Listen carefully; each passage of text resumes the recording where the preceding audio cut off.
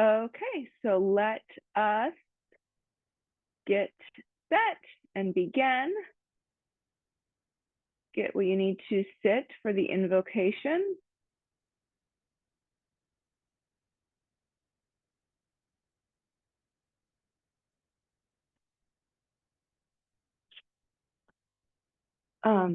Let's see. Okay. Oh, okay. And actually, don't worry about getting your sutras book, but I did want to share a sutra to have in the back of our minds as we go through this class today. So if you happen to have it handy, you can grab if you have a copy of the Yoga Sutras handy, you can grab that. Otherwise, don't worry. It's Sutra 1.12, and it's Sutra 112, and it's Abhyasa Vairagyabhyam Tana Nirodha. I'm going to let Huda in here.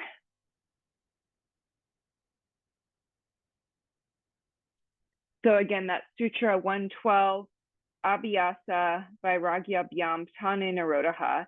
Guruji's translation: practice and detachment are the means to still the movements of consciousness.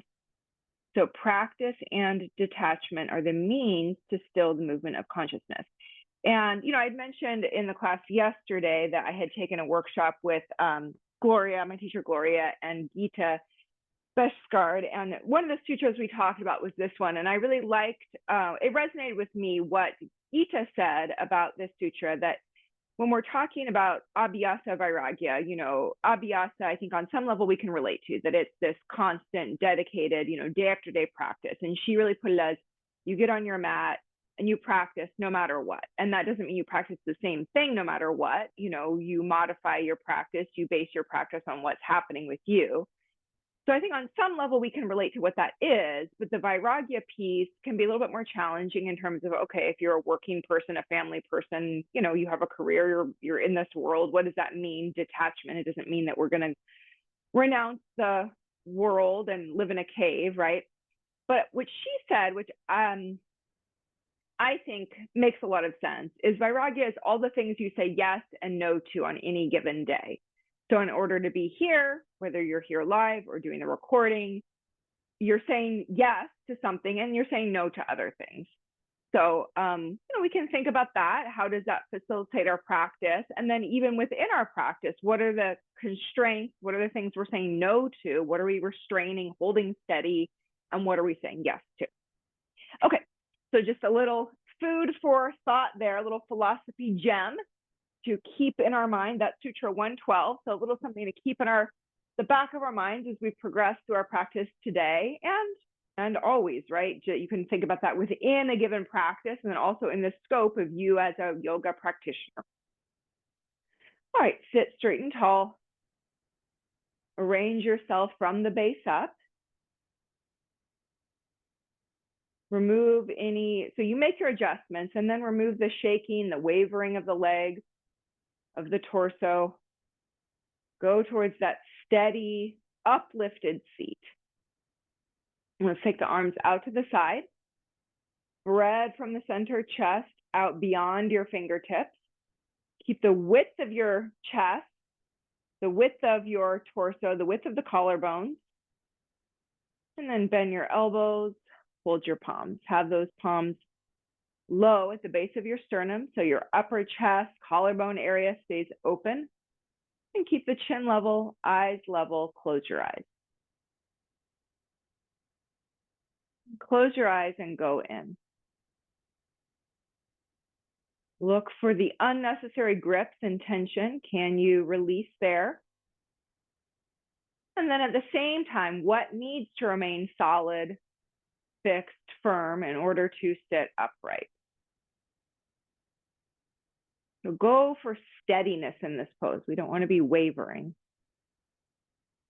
But at the same time, how can you allow a softness, a fluidity, an openness? We don't want to become overly rigid either. So the earth element contributes to solidity, stability, but too much earth can create a stuckness or rigidity.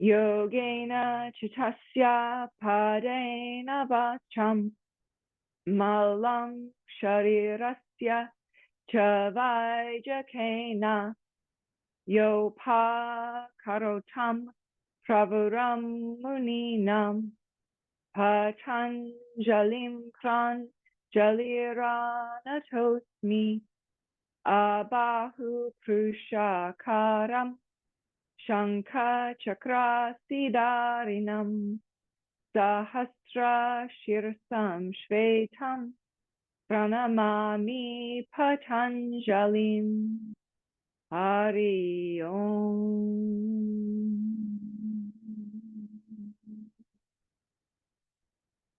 Inhale, spread, uplift the chest from the inside out, and exhale, bow your head, surrender your head to your heart. Release your hands to your thighs, palms facing up, and raise your head and open those eyes. Okay, good morning. Welcome, Huda. I was telling Sherry, we have a small live group today. I got messages from several people that they're on the road, so doing the recording, so I'm glad you're here. Let us go ahead and straighten your legs out. You can straighten the legs out in Dandasana or in Upavishta Konasana. We're going for Virasana next, so just take those legs, extend them out so you can open out the backs of the knees. I'm going to just quickly check my messages here too. I just got something that came through. I want to make sure nobody's stuck. Okay, I think we are good there. Okay, so extend those legs out. And just take a moment and get the backs of the knees opened out if you're sitting in Upavishta Konasana or Dandasana. Allow those backs of the knees to open. Take the thighs down. Open out the soles of the feet. Give yourself a moment here. Take that upper back in. Prompt the thoracic spine in. So winter is back-bending weather for a number of reasons. The fire element is predominant in back bend. So they are poses that tend to uplift us, that require willpower, that create warmth in the body. But, you know, coming back to the abhyasa vairagya, yes, we want to be, in some ways, we have to be a bit rajasic with our approach to back bends. You know, we have to use our willpower. They're not going to just happen on their own, right? But at the same time, you know, as you say yes to certain things in your practice, where do you keep that sense of coolness, or what is restrained? What do you say no to? The saying no is important as well. Okay, have two bricks handy. Come into Virasana. So we're going to go from Virasana to brick Paryankasana. So whatever you need to sit for Virasana, just have that, and then have your two blocks handy. So if you need to sit on a block, you can sit on a block for Virasana. If you need to sit on a blanket, just whatever it is you need. If you can sit on the floor, that's fine. You don't have to take any support. Let's sit in Virasana. I'm going to put a blanket down here so that, you know, that can be nice on the shins and knees to have a blanket down. If you're unable to sit in Virasana, you could sit in Swastikasana instead, or just take whatever, you know, take more height in Virasana, take whatever height you need. And then take your time to arrange yourself here. So have your knees together. You can even take time to grab hold of that calf flesh and draw it away from the knees. And then take the height that you need so that you're not harming your knees.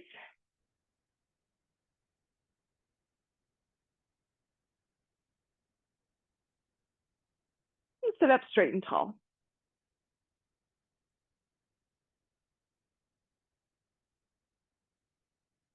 So as we become more adept, more seasoned in our practices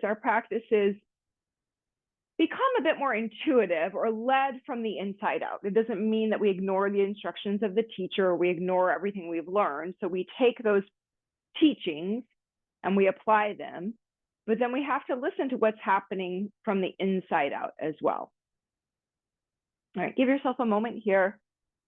So see that you've taken enough height that you're not harming your knees or your hips. You know, you may feel some sensation, that's fine.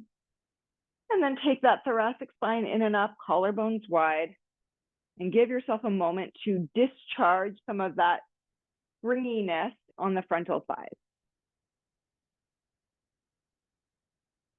All right, let's interlace the fingers. Take Parvatasana arms, turn the palms away, reach the arms up, tighten the elbows, take your upper back in, grip the elbows, and open the palms up to the ceiling, lengthen the sideways. Keep the chin level, eyes relaxed. So here, what are you saying yes to? What are you saying no to? What do you have to restrain? And where is the doing? Keep the face relaxed, throat relaxed, back ribs in and up, and then reach those arms down and out to the side. Take the odd grip, so interlace the fingers the other way, turn the palms away, and reach those arms up.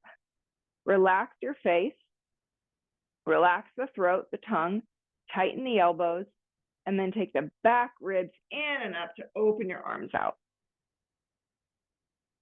Reach up a little higher, take those arms down.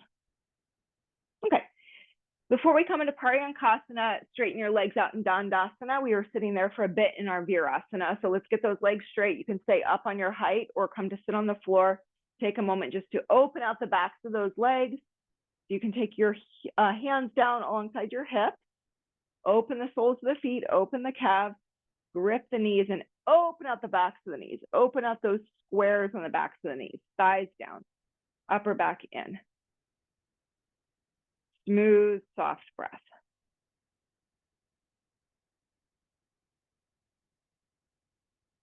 Okay, brick Paryankasana now. So take 2 bricks, one brick, let's do on the high height and the wide way. So not the narrow way.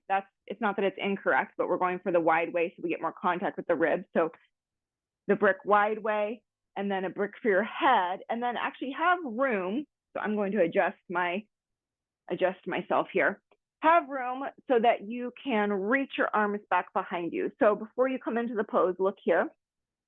We're going to start with the block on the head, but then if it's fine on your neck, you're going to pick that block up and reach it away from you. So, and also if you have knee issues and you're not able to do this, you could do this same pose with the legs in Swastikasana or even in Dandasana. So you'll arc over the brick, upper back, middle upper back over the brick. I have the bottom edge hitting me just underneath the shoulder blades. So it's sort of that bottom part of the shoulder blades. And then we'll start with the head supported, hands down at the sides.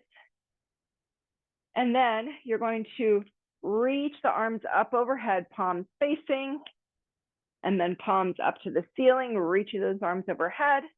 And then if you're able, you're going to reach back, palm the brick. So have the palms on the brick, elbows up. And then you're going to pick that brick up, hold the brick, and reach that brick overhead. And then to come out, press the hands down, lift the chest. Okay, so your turn. Come into brick Paryankasana. Start with your arms at your side, your head supported. I'll talk you through the different arm positions, so stay with me on that. Don't move ahead. First, get into your brick Paryankasana. Have the brick the high height for the upper back. Just that bottom sort of portion of the shoulder blades. I like to have that bottom edge of the block hitting me just below the shoulder blades, and then the block will sort of overlap over the bottom portion of the shoulder blades. And then the other high brick for the head, and start with your arms at your sides, palms up, and just be there for a moment. Yeah, have the hands below shoulder height. Let yourself settle in. Allow the buttocks to sink down, the roots of the thighs to sink down, and then feel, notice, what is that brick doing for you? What is it teaching you? Keep the throat soft, shoulders soft. And then once you've arranged yourself, let yourself sink in. So eliminate the shaking, the fidgeting. Go for a steadiness.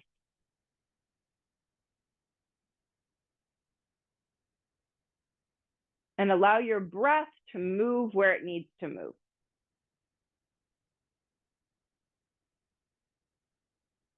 A few more breath cycles here. So let the pose do its work on you.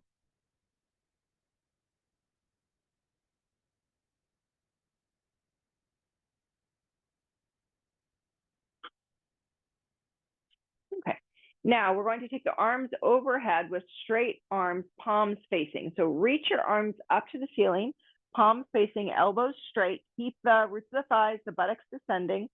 Reach those palms up, elbows straight, or arms up, elbows straight, palms facing. And then slowly take those arms overhead. Lead not with your forearms, especially those of us with carrying angles, but lead with the upper arm. So I'm standing over you and I'm taking my hands on your upper arms and I'm rolling them from outside in, pressing those upper arms down to the floor. And then feel how what that does to your chest, to your upper back. Keep the buttocks descending. And release, take the arms down.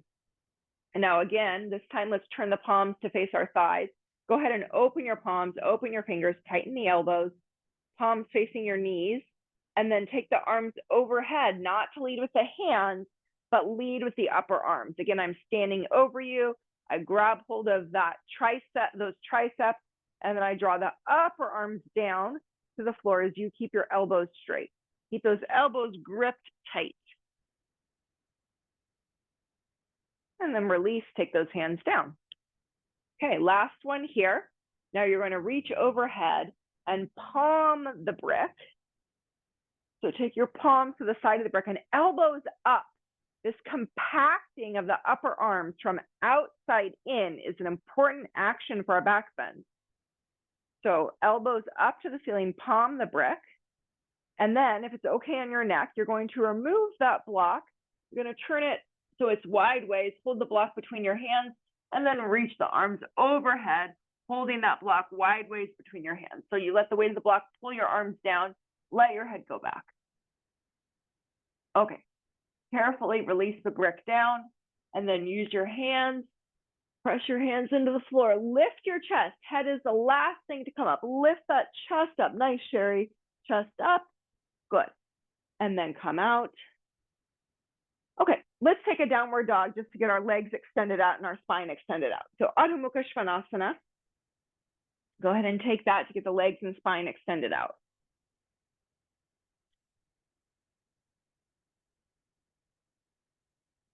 Open out the backs of the knees, take the frontal thighs to the bone. Don't think about digging your back in here, just go for length.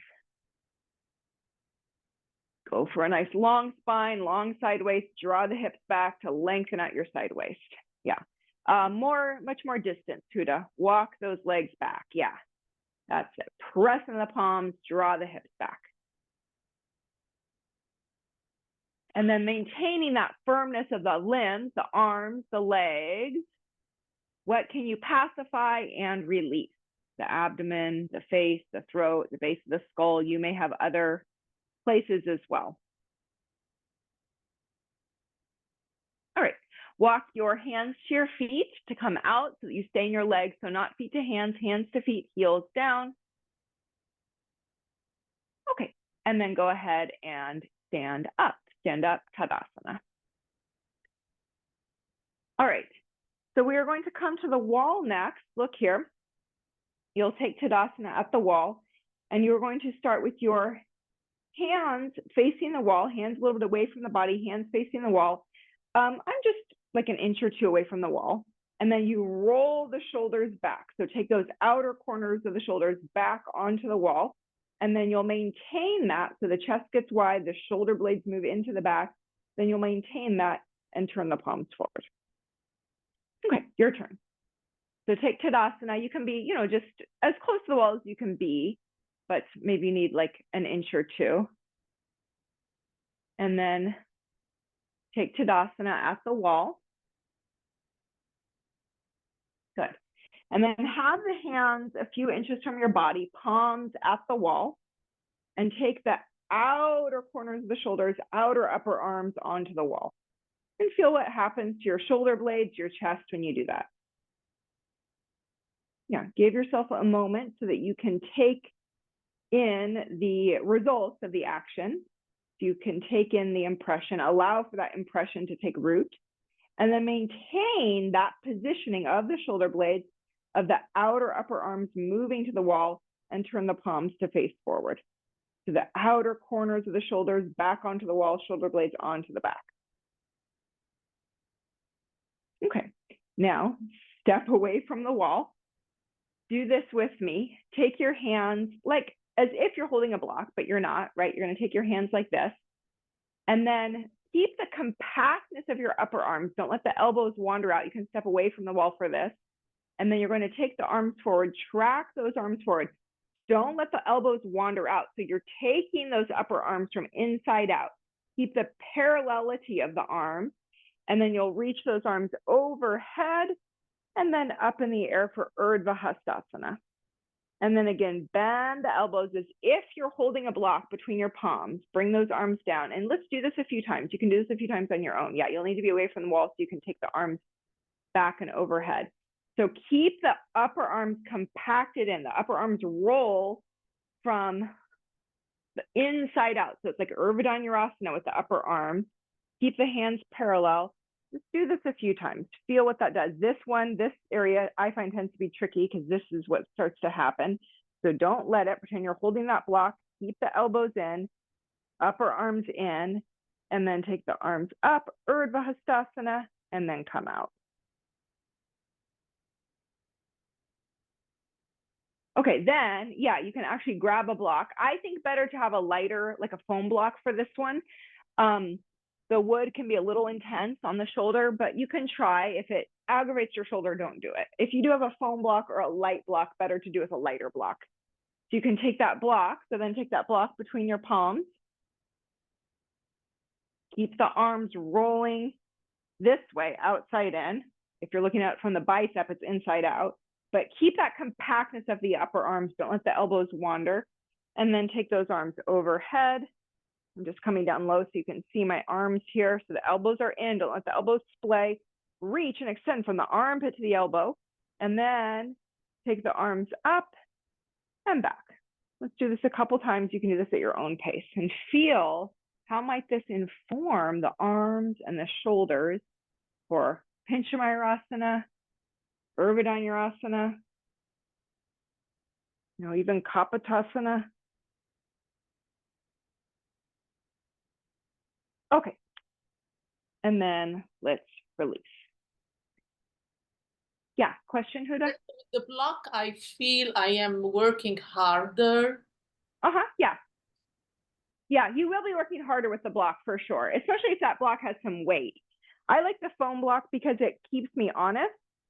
So yeah, that weight, the block is going to keep you honest. Obviously, if it's a heavier block, you are going to have to work. Yeah. And so that's also just determine, if you're working, if it's muscular, it's fine. If it feels like pinchy in the shoulder or aggravating, better to do with a foam block, or you can do without blocks at all, right? So just determine what makes sense there. Yeah, or even a belt, you could do with a belt as well. Yeah, absolutely. Yeah, so the idea is it's not so much a weightlifting exercise as much as more of an alignment or tracking exercise. Yeah, you could do with the belt as well. Absolutely. Yeah. Yeah.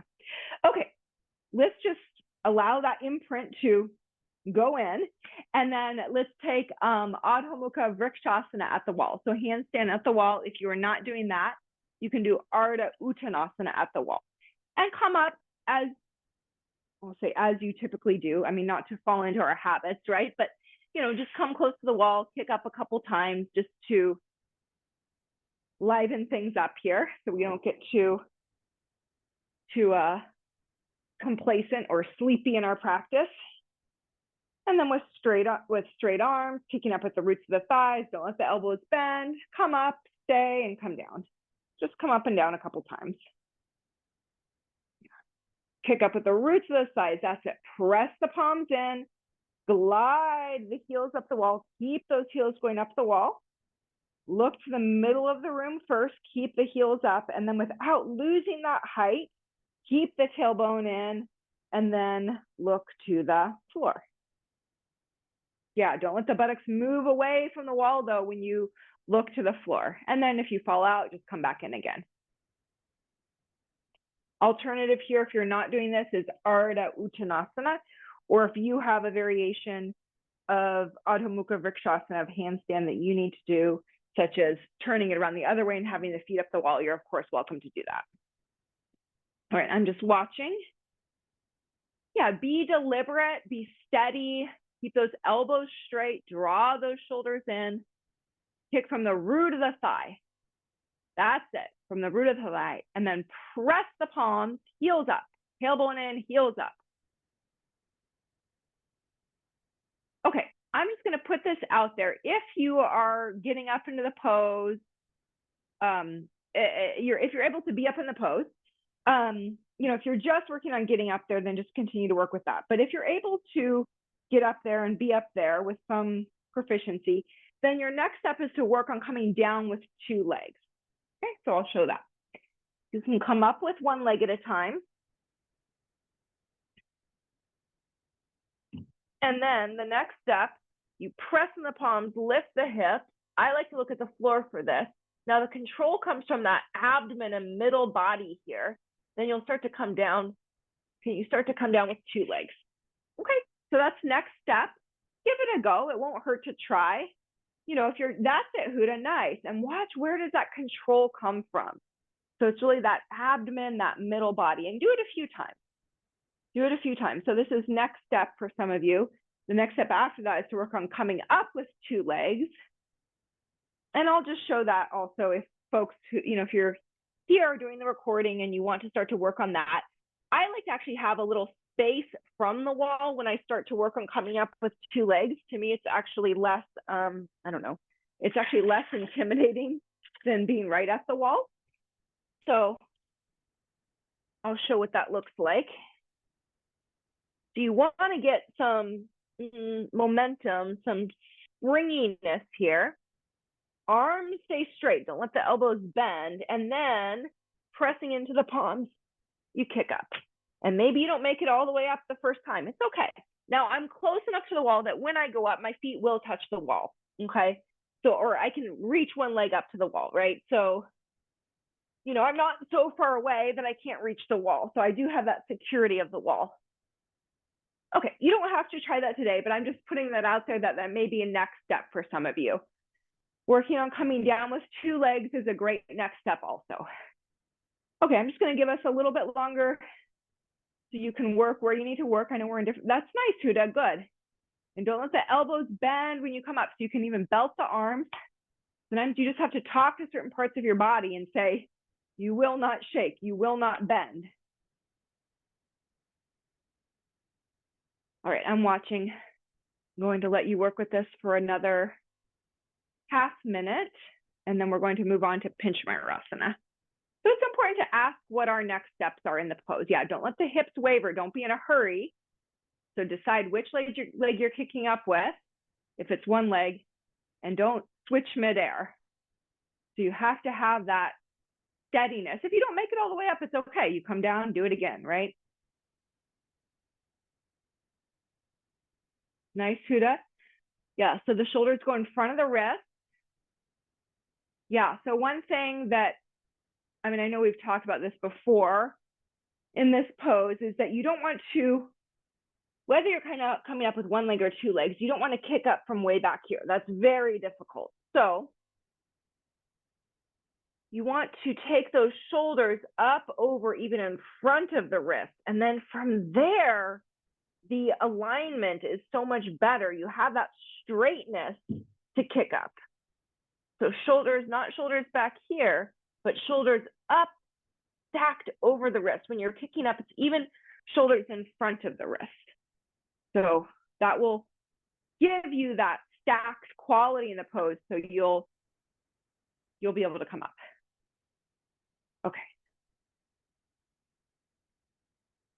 All right, lots to work with here with Adho Mukha Vrikshasana, right? So you can work on coming up with 2 legs, coming down with 2 legs, eventually moving further away from the wall, working with the balance. So lots of opportunity there for practice and play. Actually, what did help me a lot with those 2 legs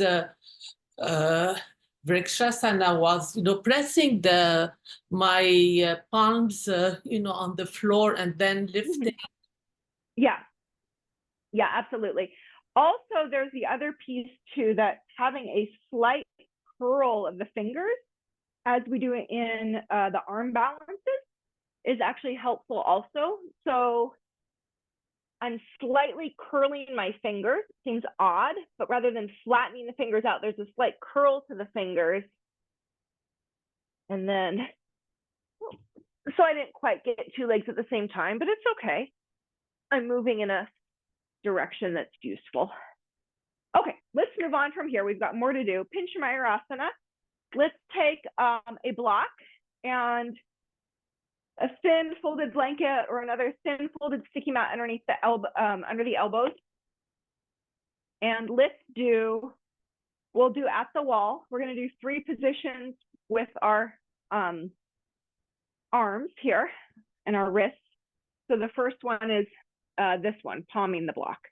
Okay, we'll do palming the block, and then we'll do this way, and then we're going to do palms up this way with a support underneath the elbows. Now you can decide how close to the wall to be. If you want to be right up at the wall, that's fine. If you're working with balance and you want to be a little bit away from the wall, that's totally fine too. So, you know, if you want to come out from the wall, if that's where you're working, then that's fine. Okay, so you'll place just the elbows on that height, and then you're going to palm the block, thumbs up. Folks, if you're not doing Pincha Mayurasana, you can go back to the work we were doing earlier, right? This work, and you can also work on any other arm poses. So Gomukhasana, even Garudasana, all the arm poses are going to be good. Now, steady when you come up into the pose. So press the outer wrist, keep the head well off the floor, press the outer wrist, lift the knees, lift the hips, keep the head well off the floor, walk the legs in, keeping the height of the hip, and then steady, press the wrist from the root of the thigh. One leg goes up and the other follows. Best to look to the middle of the room and keep the back of the neck long initially, tailbone in, legs together, and then keeping the heels up, the tailbone in, then you can start to look to the floor. And feel, what does the arms in this position do? This can be very good for shoulder issues to do this way. So feel, what does this position do for your shoulders, for your wrists? Yeah, tailbone in and up.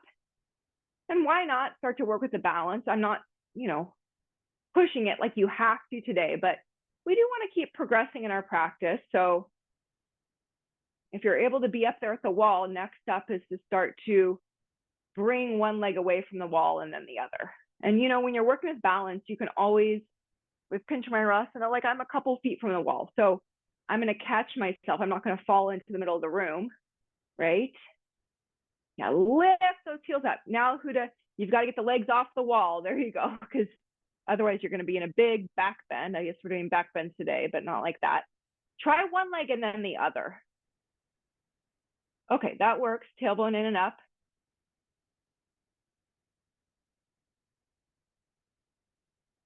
Okay, let's move on to this position with the hands if you haven't done so already. And if you are working with balance, here's a tip. Try taking one leg off the wall and then the other to follow. So palms are down now. Press the inner wrist down. So you can even take one leg to the wall initially and then draw the other leg to meet it. Press the inner wrist, tailbone in, and then from there, look to the middle of the room, because you don't want to be caught like this. This is much harder coming off the wall with 2 feet. So take one leg away and then the other leg to meet it. It's less straining that way. Okay, so now with the palms down, you can be at the wall or work with the balance away from the wall. So if you're working away from the wall, try when you kick up, don't even take both legs to the wall. Just take one leg to the wall, keep the other one in the middle of the room, and then can you draw that one to the wall to meet it? That one at the wall to meet the one in the middle of the room. So it's sort of like, we've done this before, I think. It's like that scissor action. I know Abhijata has taught this, where when you kick up, you allow for like a scissoring of the legs.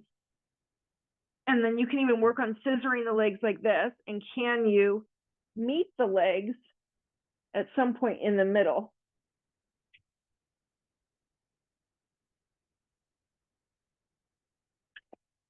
Okay, let's do final one here. Palms up. Palms up. Yeah. And if you are working on balance, try that scissoring action that I just showed. So rather than doing two legs off the wall at the same time, if you're staying at the wall and you're just working with the foundation of the pose, that's totally fine. Stay there. But if you feel ready to work with the balance, come a little further out from the wall, not so far that you're going to land in the middle of the room if you fall over, but far enough that you can reach the wall, and try that scissoring action. So we're doing palms up now, the outer edge of the outer pinky edge on the block, on the brick. And then when you kick up, allow the legs to scissor apart and take one foot to the wall, and then switch the legs. And for a second there, split second, maybe you can balance in the middle.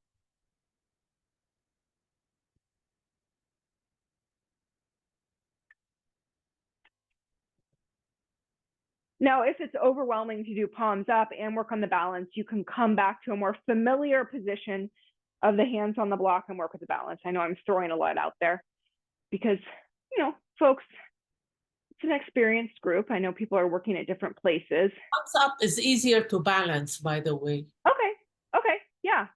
Yeah, maybe for you, yeah. Okay, good. All right, let's wrap this up since we do have more to do today, and let's take just come up to Tadasana to get in a steady symmetrical pose.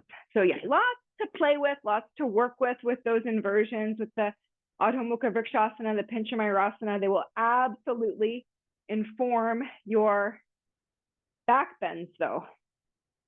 And stand in Tadasana. Come to a steady position. Reach, tighten the elbows, reach the arms down, chest up. Be steady.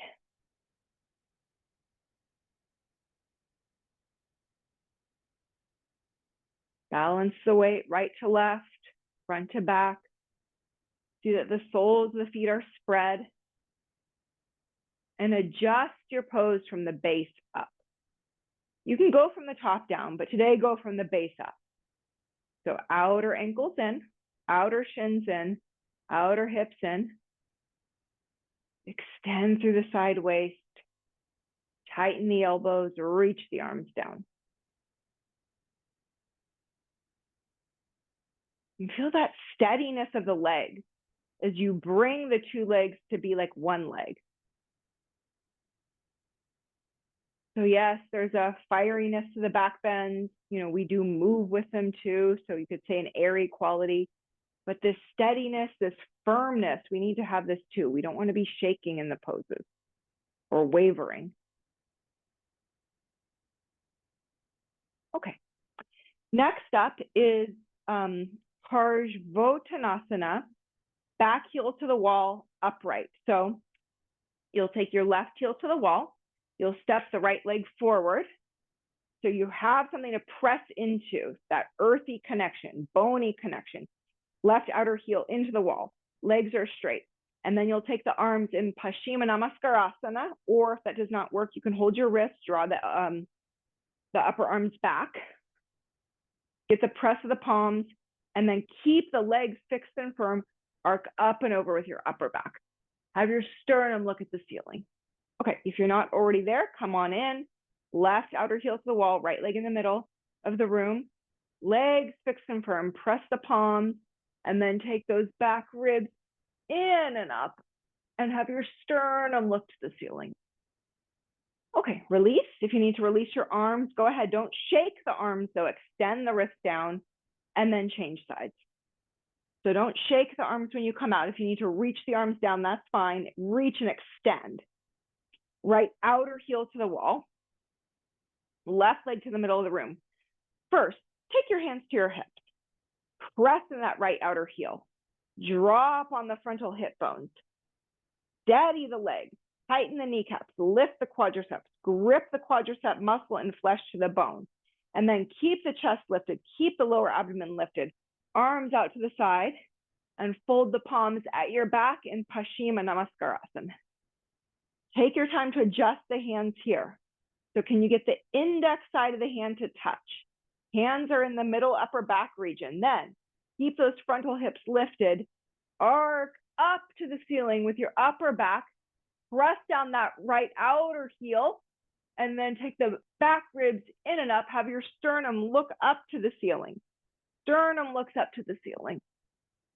Don't let the back leg shake at all or bend at all. Steady in the back leg. Okay, come out, step the back leg forward, Tadasana. Don't shake the arms, don't shake your legs. Be steady. Legs together, reach the arms down, extend the wrist. Okay, next, look here. We'll take that left leg to the wall again, right leg forward.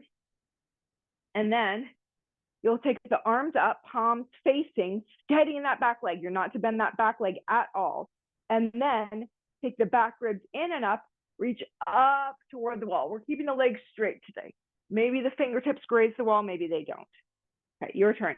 Left leg, left outer heel to the wall. Legs are straight for this one. Let that contact of the left heel at the wall be a reminder to keep that leg straight. Do not bend it. Don't let it give way. Reach your arms up. Now, don't throw your abdomen forward. Upper back in and up to reach the arms up and over. Maybe those fingertips graze the wall. Maybe they don't. Good. And then come out and change sides. Yeah. So it's up and over. Okay, your turn. Go ahead and do. You can go ahead and come on in to the pose. So let that contact of the back outer heel at the wall be a reminder to keep steady, straight, fixed in that leg. Good. And then raise the arms up, frontal hips up, abdomen up, and then take the arms up and back. Have your sternum chest look to the ceiling. Take the back ribs in and up and over. It doesn't matter if you touch the wall. What I want to see is movement in your upper back. That looks nice, Sherry. Good. Okay, and then release. Step on out, Tadasana. Legs together, reach the arms down. Straighten out your wrists, straight legs, straight arms.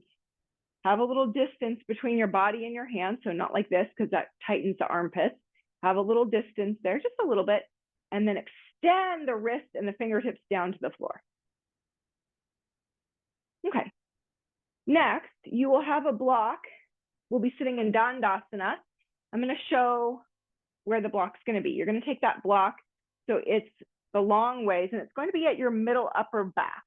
You can play exactly where it is on your back, but it's the upper back region. It's definitely not your lumbar, and it's going to be the long ways. You'll sit in Dandasana, so look first.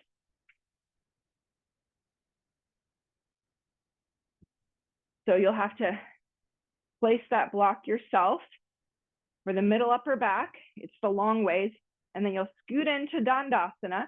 So even sitting like this has benefits.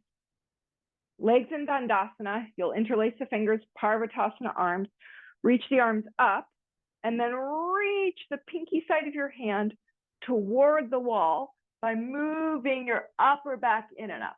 Doesn't matter if the hands touch the wall. It's this movement in the thoracic spine we're after. Okay, your turn. Come into Dandasana, place that block so it's lengthwise in the upper back region. You can play with exactly the vertebrae on the back where you want it to see what's useful to you. I think it's obvious, but we're essentially looking to mobilize that upper back region. Legs in Dandasana, thighs down. And take the hands out to the side, fingertips to the floor. Yeah, just be there for a moment. Fingertips to the floor, roll the outer corners of the shoulders, roll the deltoids back. And even now, feel what that brick is doing for you. Might this be a beneficial thing to do daily for a while? Okay. Keep the chest lifted, interlace your fingers, thighs down, turn your palms forward, tighten your elbows. Keep your eyes forward, head level for now, reach the arms up, tighten the elbows, take the upper arms back. Chin level, eyes level, thighs down. And then reach up and over toward the wall any amount, let your head follow. Yeah. So just let the head follow. Don't be concerned if your hands touch the wall or not, but going in that direction. Up and over though, not back, up and over. Okay, and then release. And then we'll change the interlace. So the idea is that we're not just going back, but up and back, which is how we want to do our back bends, right? Up and over, not just back. Back extensions, not back bends.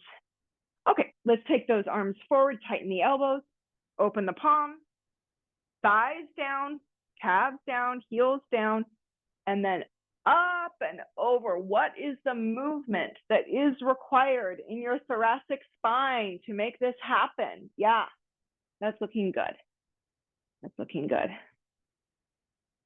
Okay, good. And then come on out.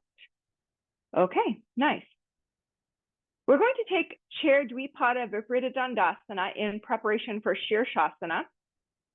So you can take head support if you need for this pose, but otherwise you'll simply have a chair, a sticky mat, and then a tri-folded long blanket.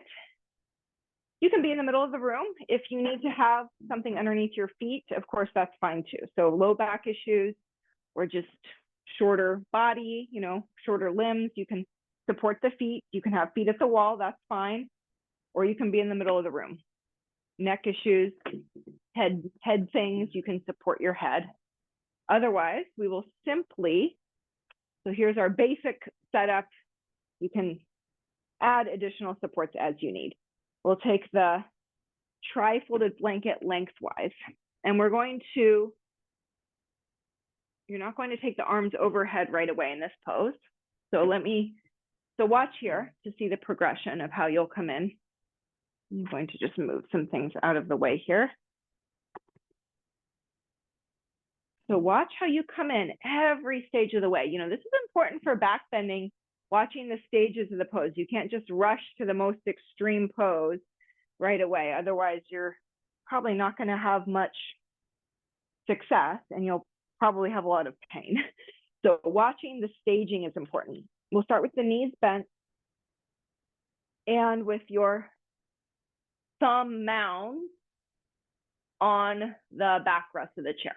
And then knees bent, press the mounds of the hands into the chair and you'll slowly ooze out.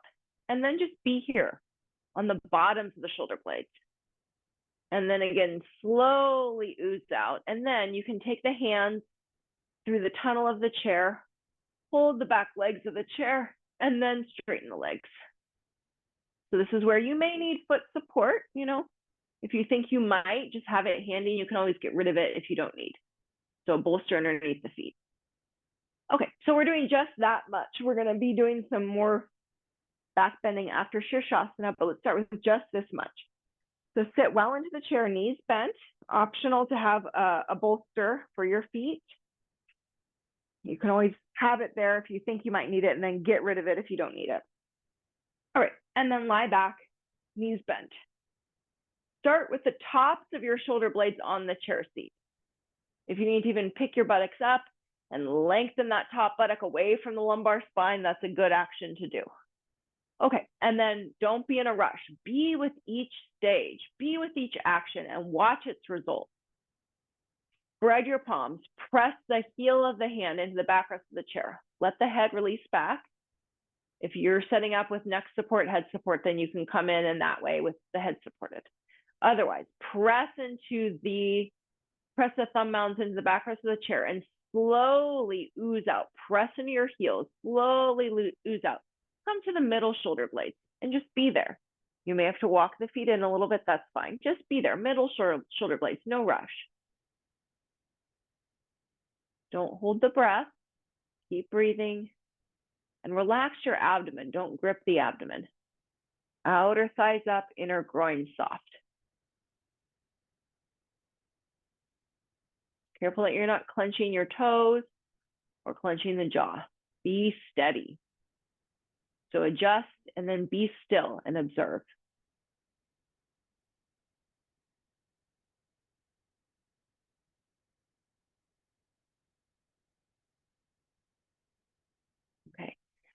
Press with the heel of the hand, slide out a little further. You may have to lift your buttocks up to do this. Get to the bottom of the shoulder blades and just be there, knees bent, no rush.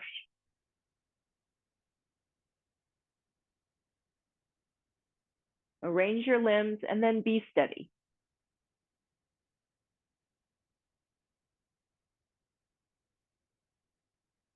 When you breathe in, where do you feel the breath? Okay, and then slide out a little further, bottom, so the shoulder blades just kind of graze the edge of the chair seat or slightly slide off, and then you can reach the arms through the tunnel of the chair, one arm at a time, grab the back legs of the chair, draw those back legs of the chair towards you to curl, to coil, to open out your chest, and then one leg at a time, extend the legs out.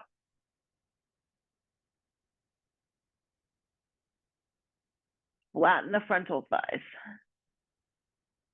Let your head go.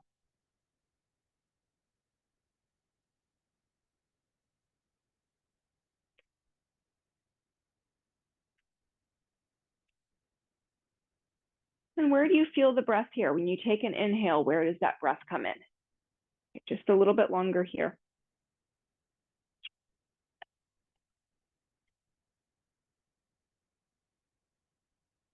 Good. Yeah, nice. You see nice shapes here with the thoracic spine and the chest. That's good. Yeah, I think, okay, yeah, that's fine. I found, yeah, maybe next time Huda have a little foot support. I actually found that I could have benefited from something underneath my feet, even though I don't have a problem getting my feet down. With that slight raise of the blanket on the chair seat, it just takes things up a little higher, and I could have used a little bit of foot support. But we can take note for next time because we're coming out and coming into Shirshasana. So bend your knees, use the hands, watch how you come out. Yeah, don't lead with the head, thoracic spine in and up. Press the hands, lift the chest, come up evenly. So don't tilt right and left to come out. Come up evenly, sit, be there for a moment. Yeah, watch when you go in and out of these poses. Don't let yourself tilt right to left. Come up with an evenness. Okay, and then when you're ready, come out, set up for Shirshasana. We're doing just straight Shirshasana and Parshva Shirshasana today, so you can do that in the middle of the room or at the wall. So stake out your spot for Shirshasana and come up into the pose at the wall or in the middle of the room.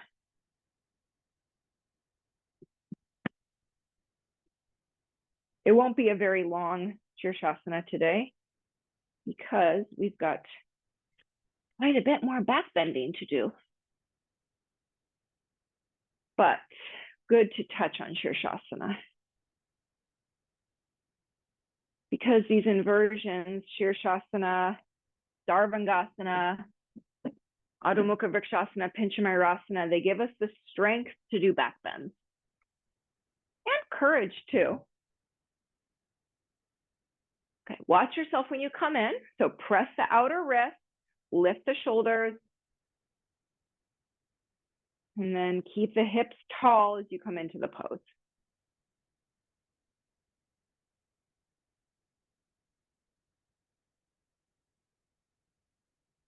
Yeah. Press the outer wrist, press the forearm down. The skin on the back of the skull descends to the floor, and then everything else ascends. Tailbone in and up, outer wrist down, forearms down, skin on the back of the skull down, everything else ascends. Feel free if you need to separate the feet to adjust the tailbone in, you can do that, to extend from the pit of the leg to the inner heel, from the outer heel to outer hip, you can make all those adjustments. But eventually the legs come together. And before we do our Parshva variation, make your adjustments in order to find steadiness, stability, symmetry. So you take the shaking, the wavering out. So movement, mobility, yes, it's important, but we don't want to be shaking or wavering. Shirshasana, it's a balancing pose. It's a steady pose.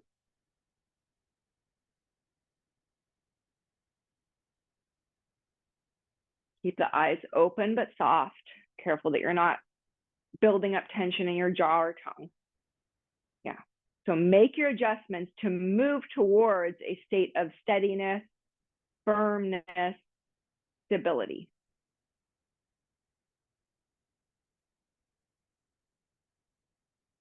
We'll stay in the straight pose a little longer.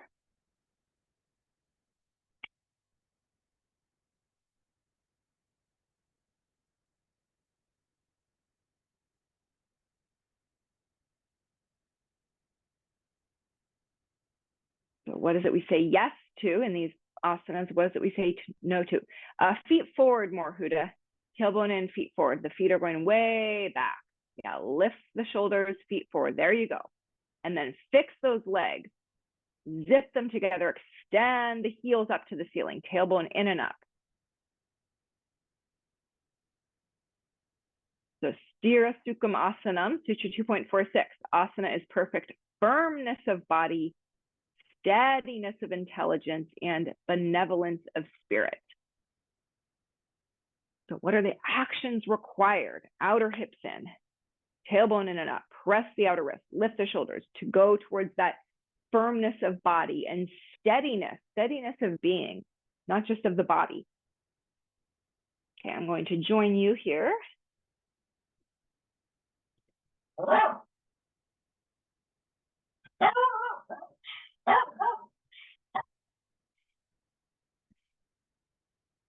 Parshva Shirshasana. Sorry, I have a barking dog in the background. Parshva Shirshasana. Press the forms, press the outer wrist, outer hips in, and then from the navel to the feet, turn to the right. From the navel to the feet, turn to the right. Keep those legs fixed together. From the navel to the feet, turn to the right. Parshva Shirshasana tonight. Zip the outer hips in, engage the buttocks muscles. Come back to straight Shirshasana. Make any necessary adjustments. Take the wavering, shaking out, outer hips in. Press the outer wrist, lift the shoulders. Zip the outer hips in. And then from the navel to the feet, turn to the left. Keep the legs fixed and firm together. Don't let the legs go forward or back. Turn, if you're turning to the left, that right outer hip, outer thigh cuts around to the left. Turn the hip. Show me your side thigh there, that side hip. Turn to the left. Press that left forearm down. And then come back to center, stay there. Press the outer wrist, outer hips up. Okay, if you need to come down, come out. Otherwise, do to the right again, Parshva Shirshasana to the right. Outer hips in. Press the forearms. From the navel to the feet, turn to the right. Cut that left hip around to the right. Press that right forearm down. Keep the buttocks in, outer hips in. Back to center, reestablish straight Shirshasana. And then to the left. Press the forearm. From the navel to the feet, turn to the left. Cut that left deltoid, left outer arm forward. Cut that right hip around. This movement comes from the hips. Yes, the ribs and shoulders are involved too, but turn the hips, feet together, legs together. Okay, and then back to center. If you need to come out, take Adho Mukha Virasana, put your head down and be down. Otherwise, straight Shirshasana. Once more, lift outer hips to outer heels, shoulders up.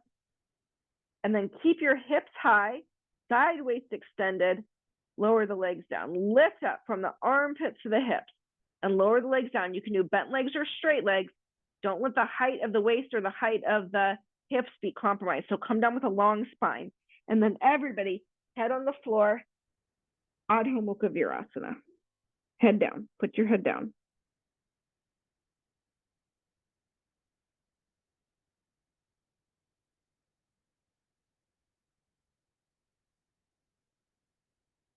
Soften your abdomen, let your head rest.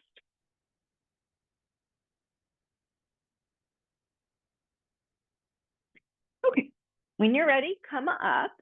Now we're returning to Paryankasana. We're going to do with a little less support this time. So we're gradually removing the support.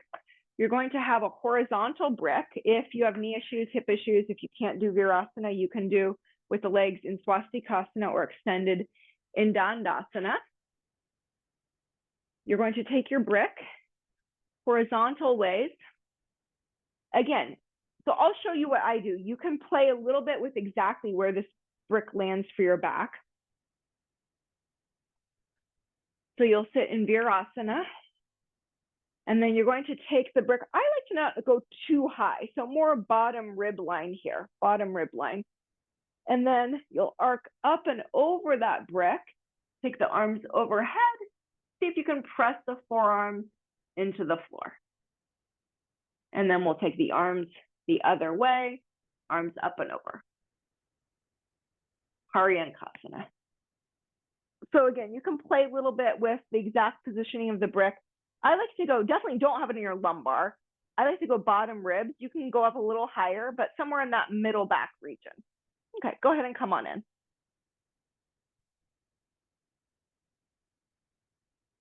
So shins down, top center foot down. Legs are together in Virasana. That looks good, Sherry. Yeah. And if you feel like you're not really getting much, this is a more shallow Paryankasana. It's not our deep, but we're going to do unsupported in a little bit. But if you feel like you're not getting much from where the brick is, you can try moving it up or down.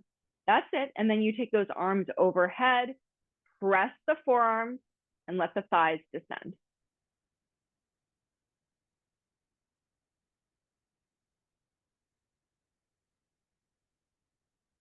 Okay, and then you can change the arms. I would say a little higher up for you, Huda. That looks a little bit lumbar to me. Maybe it's not, maybe it's just my angle, but yeah, a little higher up on your back, I think. Yeah. Yeah. I mean, try it out. I just don't have it in your lumbar. It's a little hard for me to tell this angle, but don't have it in your lumbar. Yeah, okay, that's fine. Yeah. Okay, and then if you haven't changed the arms, do that. Okay, and then if you just got there, you can stay there for a little bit longer. Otherwise, come up, straighten your legs out, and we're taking Urdhva next.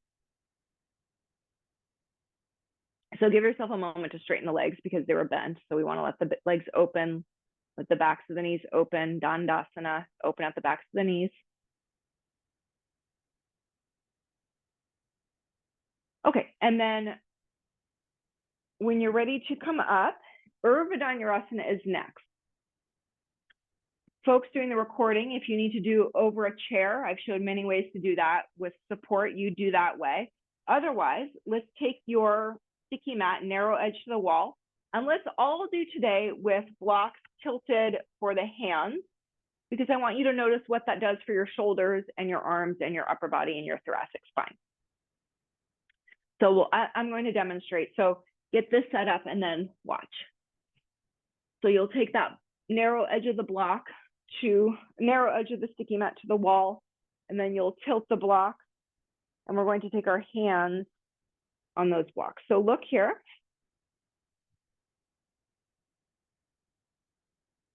So yes, we want height, we want a beautiful arc in our Urdhva, and in order to do that, we need to be steady in our legs and steady in our limbs.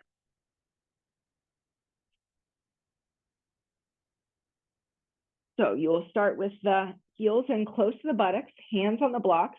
Remember that all the work we did earlier to keep the upper arms compacted in, elbows up to the ceiling. Do not let the elbows splay out. Then you'll press into those heels. You're not going to pop up into the pose. You're going to press into the heels. No shaking in the legs. Press into the palms. Lift your head up. Place the top of the head. Be there. Feel that connection of the heels, the feet, the legs into the floor. Steady with the legs, no shaking. Press into the palms. Straighten your arms, be in your legs. Then, if you're able to walk in, you'll lift your hips and then walk deliberately one leg in at a time with straight elbows. Okay? Straighten the elbows, forehead, thoracic spine to the wall. To come out, it can be helpful to walk the legs out to come down. Okay, your turn. So let's all do this first time with the blocks tilted at the wall. This is helpful for wrists, but even if you don't have wrist issues, it can be very helpful. Just feel what that does to your shoulders and to your upper back.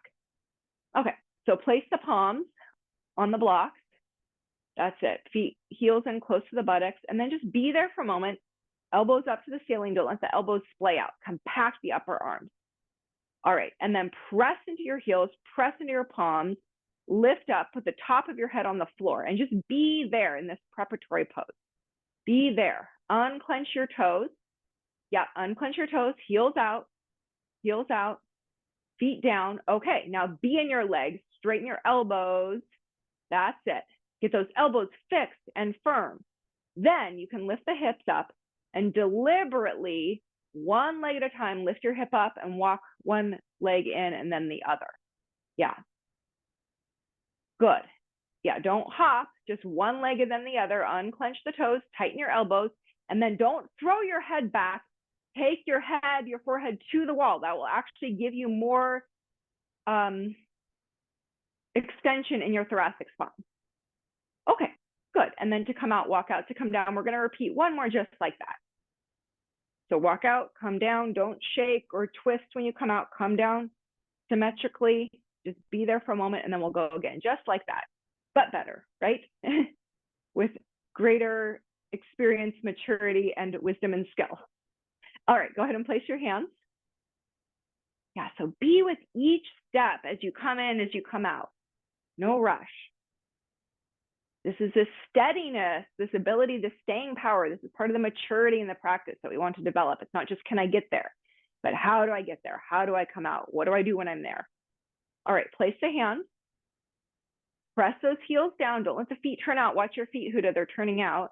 Press in the palms and then lift up. Come onto the top of your head first. So first be on the top of your head. I know it's not the most fun part of the pose, but just be there. Okay, then be in those legs. Press in your heels. Then straighten the elbows. Straighten the elbows. That's it. Good. Okay, then you can lift the hips up one leg at a time, deliberately. So don't skitter the legs.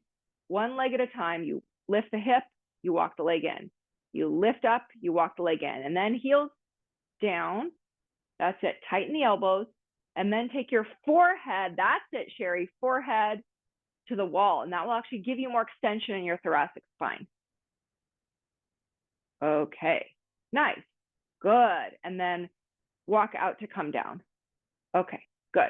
Let's do one more. Now you can go a little faster. Go ahead and go at your own pace. One more. You can keep using those blocks, or if you want to get rid of them, you can. I like the blocks, but you know, we don't want to become too dependent on them. So one more at your own pace, with or without the blocks, and just go up, go when you're ready. I'm watching. But you know, if you decide to do away with the blocks, just observe for yourself, what were those blocks doing? So sometimes we don't really notice the benefit of something until we take it away, right?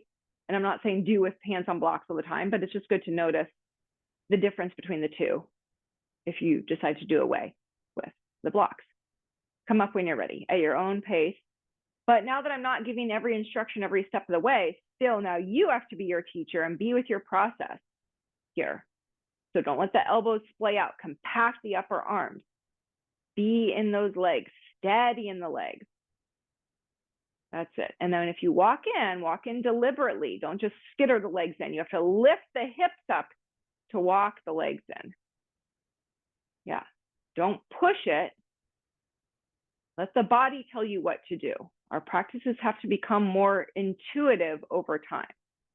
Yeah, and you can do heels down or heels up, and then you lift the hips up.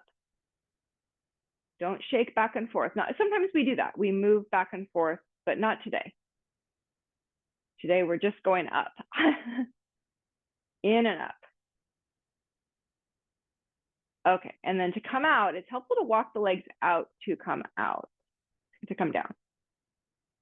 Okay, look here. I want to show that walking in action.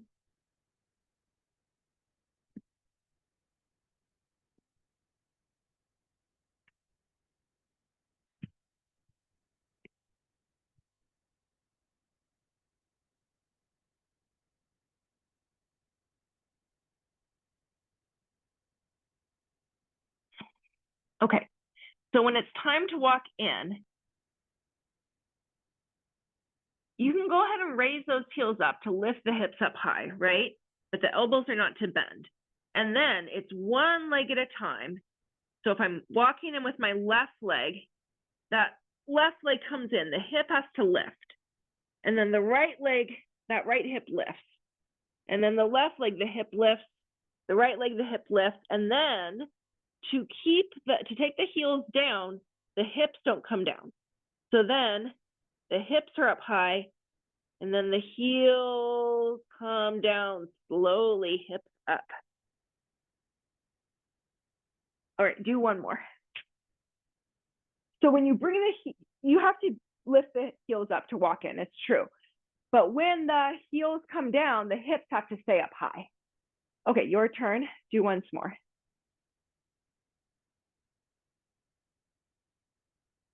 With hands on blocks or without.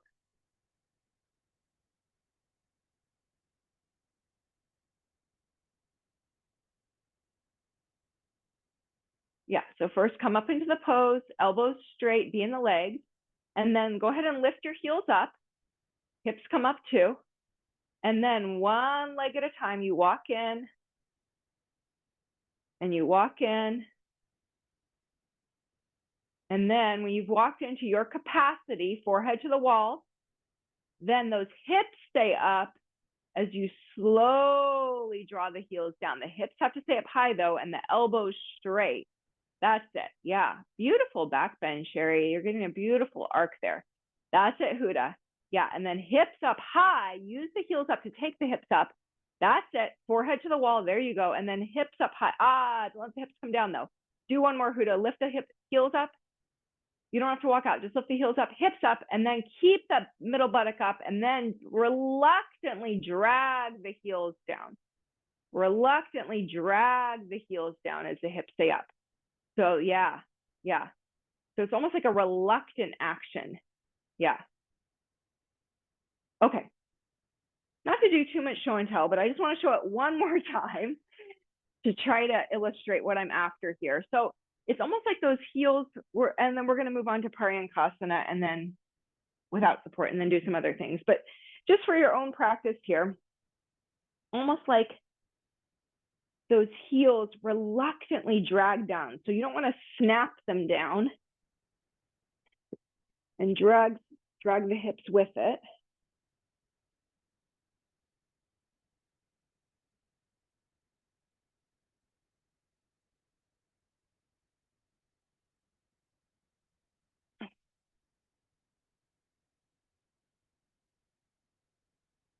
Notice the elbows don't bend. I know that my elbows look a little wonky because of my carrying angle, but elbows tight. Okay, then this is your task. If you choose to accept it, you reluctantly drag the heels down. And you should feel that thoracic spine even more. So not this one. They drag down reluctantly. Okay.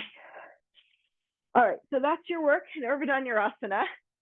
We're going to move on now. Paryankasana, no support. If you need to take support, take it for folks listening to the recording. But otherwise, if you're ready to move on to the next step, Paryankasana, no support. Now, this is how we come into Paryankasana. So you have to try to get your tailbone in as close as you can to your buttocks. You'll go back, hands on your feet. Lift that thoracic spine in, lift the back ribs in, way in and up. Arc up and over as if you're curling over a brick. Then back, crown of the head to the floor, press to your elbows, drag your head even closer to your tailbone, and then arms up and over. To come out, come through Supta Virasana, and then come up and out. Okay, not side to side, up and over, down, and then straight up. Your turn, Paryankasana. Good, I'm watching, yeah.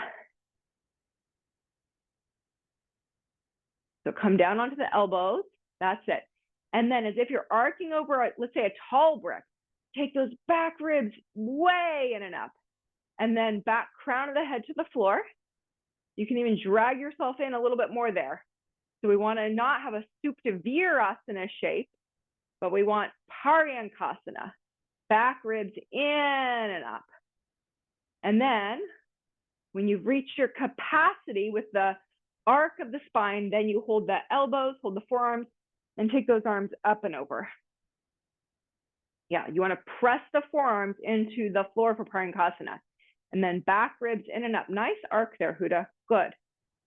Okay, and then change the arms if you've been there for a bit.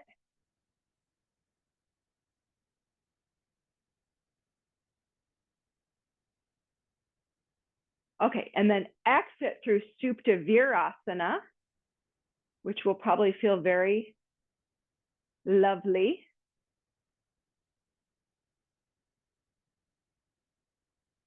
Okay, and then press with your hands, come on up, come on out. Just where you are, I mean, if you're on a blanket, remove the blanket so you don't slip and slide. One more Urdhva last one today. And what did Paryankasana teach your Urdhva? So one more Urdhva. Yeah, what's up, Huda? Just from where you are. Yeah, if you need to remove the blanket, of course, get it out of your way.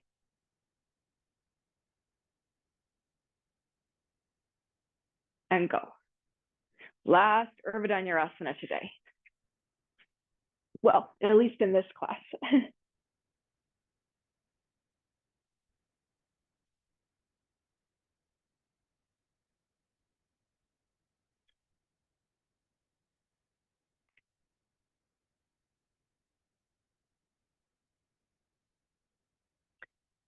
So we've talked a lot about the legs and hips in Urdhva, but now, what did that Paryankasana do for your back ribs and your thoracic spine? So all those good things with the legs and the hips, I'm not going to repeat all the actions. Those still apply. Steadiness, firmness in the legs, height of the hips. But then back ribs into the front body. Take that back body to the front body. How did that Paryankasana teach your Urdhva? All right, and then come out when you're done. Okay. All right, and then our very last back bend today, we don't have much time left for back bending because I do want to give you proper cool down time. But I think you'll enjoy this. This will be fun. Okay, you're going to take your sticky mat to the wall again. I suggest having something underneath your shins. It may take a little trial and error to get the proper distance from the wall. So this is what we're going to do. You want to position yourself so that when you reach back, you're touching the wall, just barely touching the wall with straight arms. So again, it may take a little trial and error or trial and success. Knees underneath the hips, press the shins down. Then tailbone in, top buttock down. You're going to lift up and reach over straight arms. I am way too far from the wall, so I'm going to come in. So we want straight arms here. We're taking straight arms to the wall, back ribs in and up, and then come out. So just the fingertips touching, okay? Up and over, and up. Straight arms just barely touching, good. If you end up bending the elbows, come further away. Yeah. So similar to what we were doing before standing up, right? We reach up and over to just graze the wall.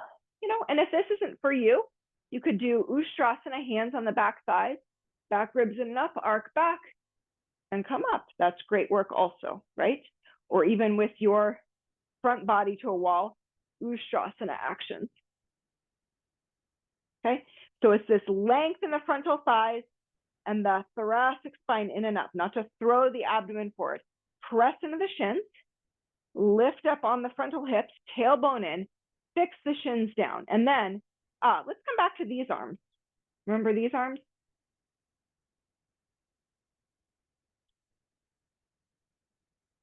Yeah, tracking that way. Yeah. Good. Back ribs in and up. You could even take your foam block again if you have one.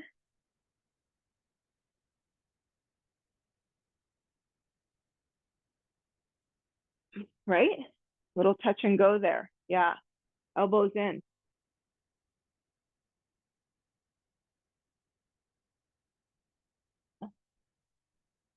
All right. Couple more rounds. I think we're about ready to wrap up. That's it. Back ribs in and up. So we've done this before in classes, I know. Standing back arch or Ustrasana with a belt.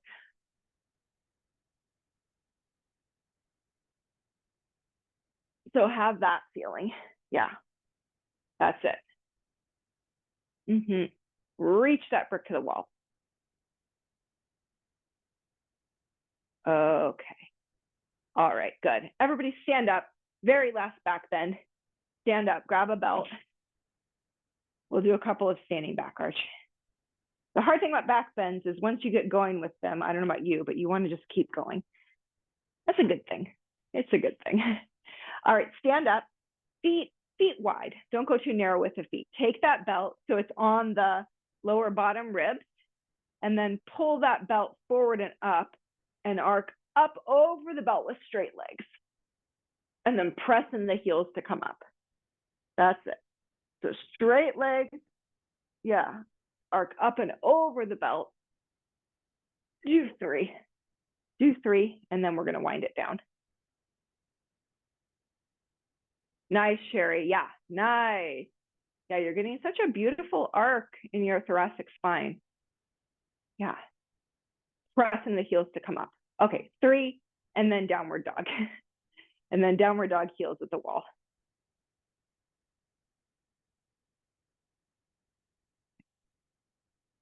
Good, nice and symmetrical to come up.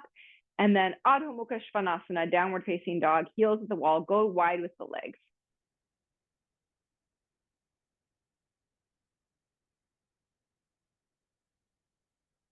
You can even take a little bit of a shorter downward dog. Go for width and length. Don't dig your back in now. Rather, draw the hips back and extend your spine. Extension, expansion. Don't dig your back in. Not to recover from back bending. We don't want to dig the back in at this point. That's it. Okay, so we're turning it around now. I hope you have lots of tools to work with in your back bends. Okay, so when you're done with that, then let's take a slightly narrow Prasarita Padottanasana, holding the outer ankles. So it's not your widest Prasarita Padottanasana, it's a narrow Prasarita Padottanasana.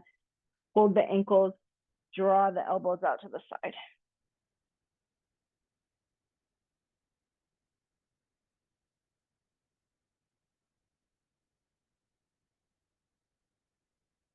And let your head release, let your abdomen release.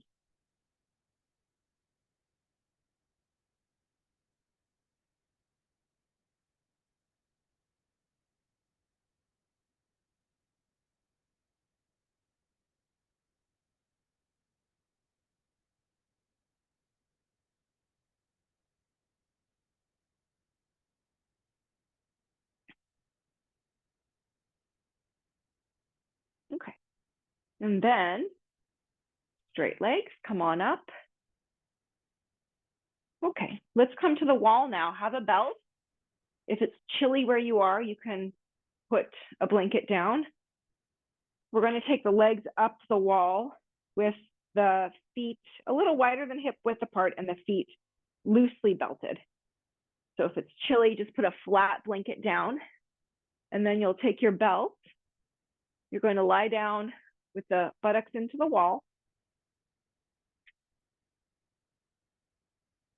You're going to have the feet just a little wider than hip width, not super wide. And then you'll belt the feet so that the legs are supported. So back to the thighs, buttocks to the wall, flat surface underneath you, and then legs up the wall with the outer feet just gently supported, arms out to your sides.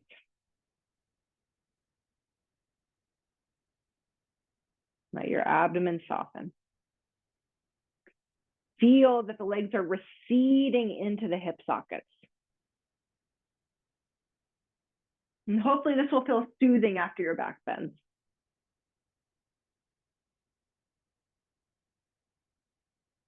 So as much as it's important to understand how to prepare for back bends, as we get more experience, we also want to learn, have, you know, a number of poses, several poses in our toolkit for how to come out, how to recover. So this is a good one here. Yeah, feet a little closer, Huda, not so wide, just a little wider than hip width. Yeah, tighten that belt up a little bit. So just, yeah, just a little wider than hip width, not so wide. And then allow your abdomen to soften, arms at your sides, palms up, and allow those legs to recede into the hip sockets. You know, so as we move through the practice today, I hope you were able to connect on some level to these principles of abhyasa vairagya. Where are you pushing yourself? What are you saying yes to?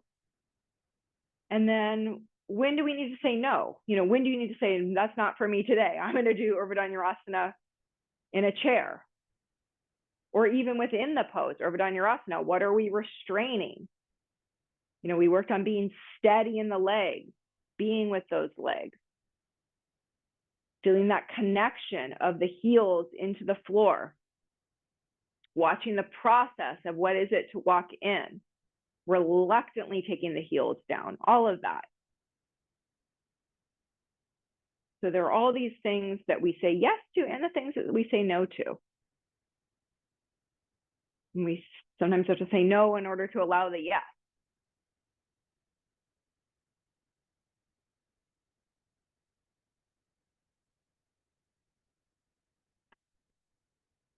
And we'll just be here quietly for a little bit. Learning to be still and quiet in our practice is important. So as much as we need to have movement and playfulness and experimentation and to be brave to try new things or try new ways of doing old things, also having quiet, steadiness, stillness, the opportunity to turn inward, this is essential. It's essential.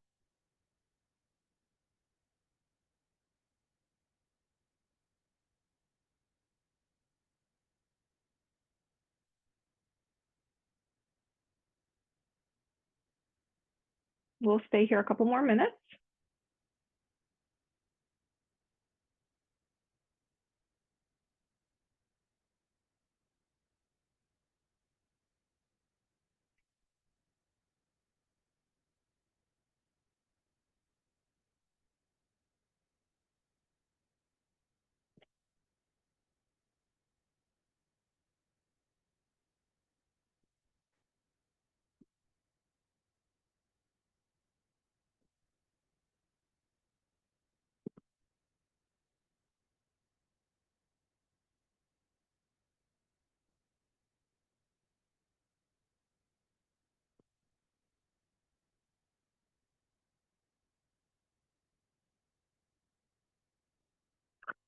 So develop your toolkit, not just for preparing for the back bend, not just for doing the back bend, but for how to come out of back bends.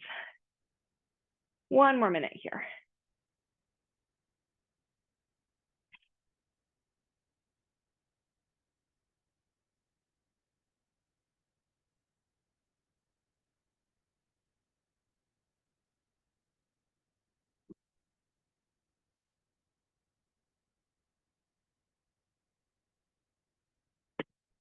Okay, and then when you're ready, over the next 30 seconds or so, you're going to transition out and set up for Ardha Halasana. If for any reason Halasana or Ardha Halasana is not for you today, you can take a supported, soothing variation of Setu Bandha. So that would be the alternative. Otherwise, we're setting up for Ardha Halasana with the thighs up on a Halasana box or a chair with additional height. So for me, a chair with a bolster on top works well. For some, that's too high, so a couple of folded blankets would be more appropriate. Make sure that your head is not on a hard surface. So you can see I've extended a blanket out here. It's a little tricky sometimes, but you can just kind of fold that blanket in. So just a flat blanket so my head's not on the hard surface there. So I think we've all done this pose. You probably know your height that you need. I'll take a look around the room though, because you want your heels to be a little bit below the line of the buttock. I actually ideally would have one more blanket. My dog has stolen it though, and I'm not going to bother her. She's in hibernation mode right now, so it's okay.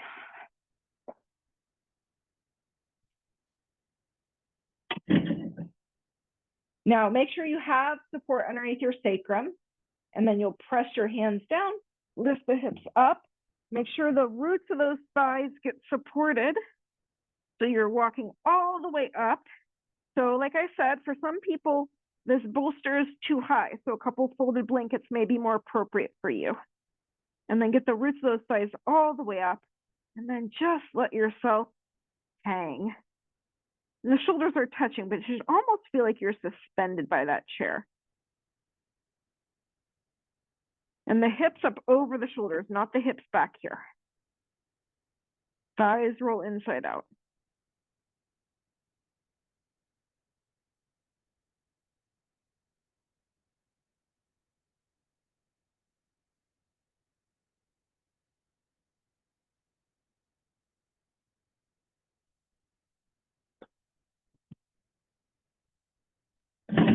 Okay, let me see what you all have here.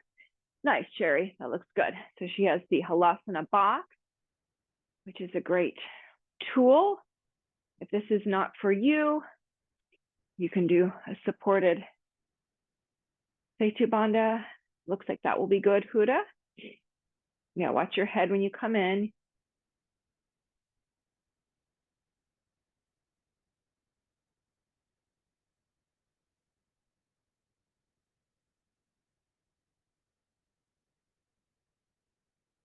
Good. And we'll be here for a few minutes. So Halasana is a pose that we want to build our time up in. It's a pose unto itself. We're not doing it today because I want to give you more recovery mode, but working on holding unsupported Halasana, if you're able, for 5 minutes. This is good. It's going to really strengthen your back body. Nice, Huda. That looks good. Yeah, beautiful. She's getting so much length in the back body there. Yeah. Throat soft, eyes soft. Good. I'm going to spotlight each of you just so folks on the recording can see the poses.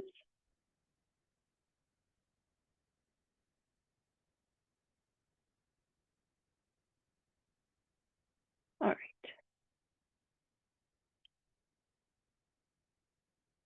Yeah, we'll be here for a few minutes.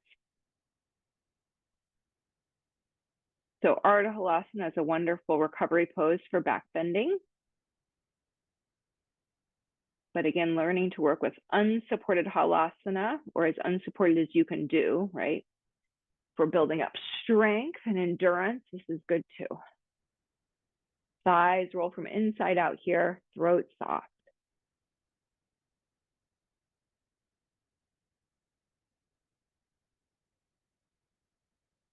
So it's not that we work all our problems out and then come to yoga. We work with life, we work out our problems through and with yoga.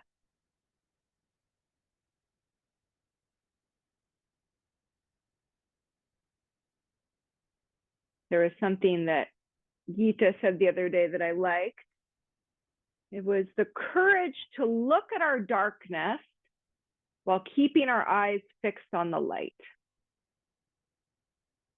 So when we talk about alignment, what is it that we're aligning ourselves with? Sure, there's alignment of the body, but ultimately we're looking to align ourselves with light, with divinity, with essence, with that luminous state of being. So to have the courage to see our darkness, our shortcomings,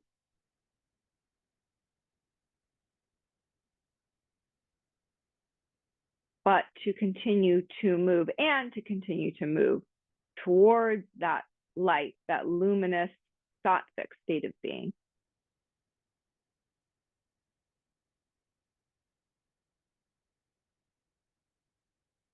Another minute here.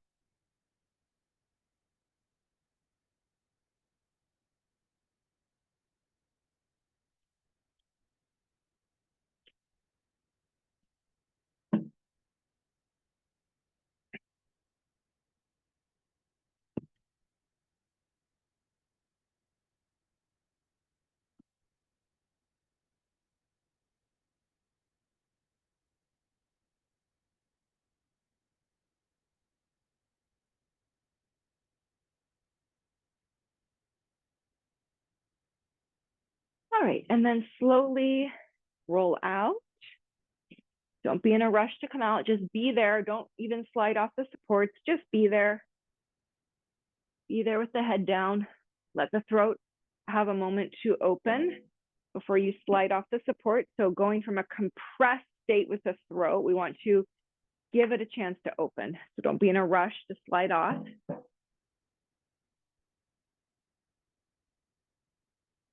And then after you've had a moment there, then let's set up for Shavasana.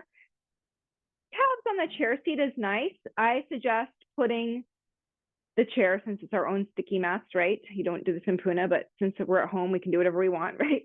With our props. Put the chair, the calves on the chair seat. It's nice also to turn the chair around this way so that you have that slight downward tilt. Might work with a Halasana box too. I don't know. Maybe it's too high. If you are chilly, have something underneath your back. Doesn't do any good to lie down on a cold floor. We don't want our backs to tense up, especially after back bending. If the chair seat is chilly, you can throw a blanket over that. So don't be cold here. It'll just make your body tense up, which you don't want, especially right after back bends. You want to keep things soft and supple. You can take a thin blanket underneath your head, and you can also throw something over you as well to stay warm. And then calves on the chair seat.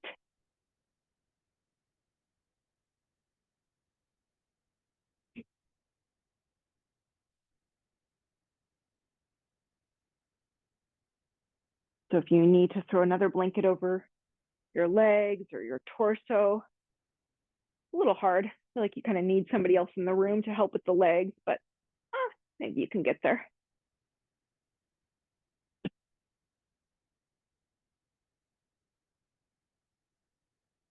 We need to train our pets to put blankets on us and weights.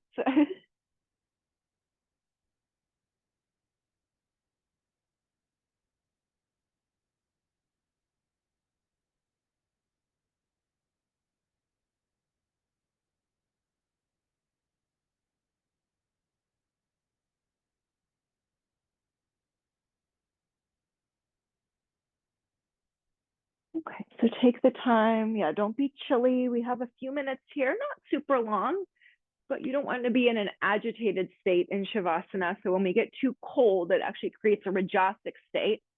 We're done with the Rajasic part of class. We did that. So now go for ease, go for restfulness, go for quiet, inward turning. If the lights are bright in your room, you can dim the lights or turn the lights off. You can place a belt or something over your eyes too. And give yourself this opportunity to go in.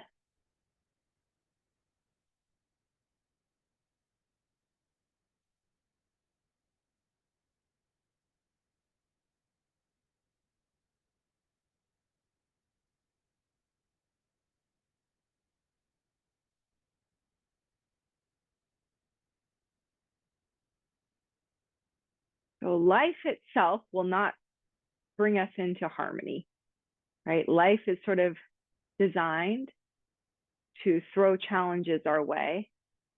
It's through our practice of yoga that we get the tools to maintain that equanimity, that even-mindedness through the ups and downs. Can you face a challenging asana or the challenge of remaining quiet for 3 minutes, remaining still for 3 minutes? Can we face this with an equanimity, with that even mind? So our asana practice, our yoga practice and pranayama and meditation, this is our training ground for riding the ups and downs in life with equanimity.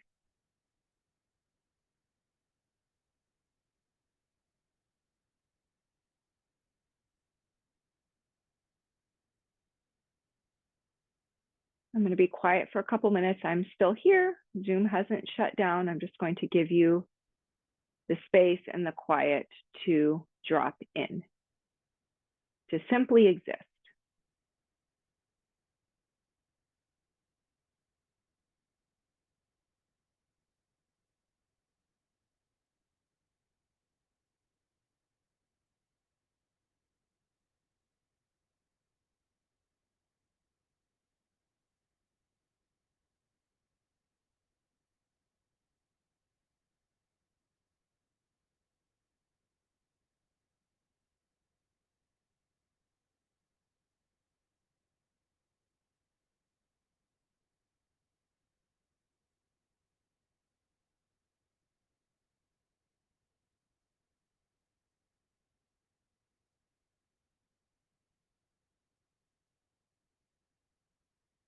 Last minute.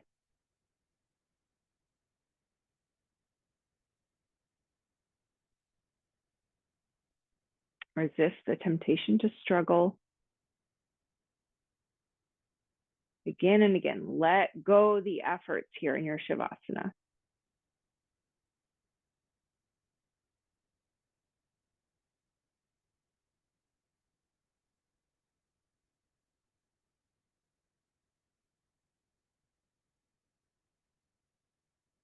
All right, and gradually bring yourself out of your Shavasana. So allow yourself to take a slightly deeper inhale. And a natural exhale. You can bend the elbows, rest the hands on the torso. And then just roll off to the side. Pause on that right side for a moment. Let yourself be there. And then push with your left hand to sit up. And sit up straight and tall.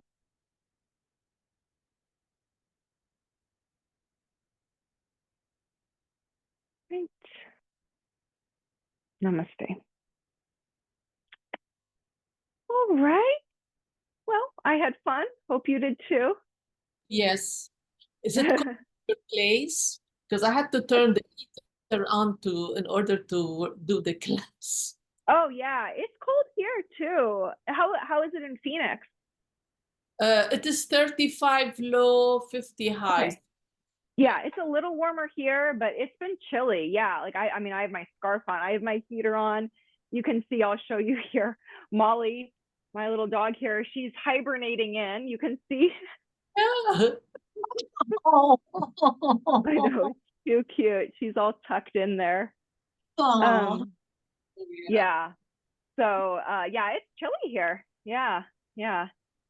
All right, so this is the last class in this series. I'm sure I will do another one. I don't have it plotted out just yet. I think I'm going to allow a little break, but I think I will do another one, and I'll be in touch about that. And you know, if you do have any, I was telling Sherry, if you have any requests, we were saying maybe going back again to a more consistent, like a 4-week in a row thing would be good. I actually feel like I have the capacity for that. I've ramped up my teaching schedule for the fall and winter. So to be honest, I was not sure that I would have the capacity for something like that. But, you know, we can usually do more than we think. And I feel like I could do that. So that's definitely one thought. Yeah, Huda.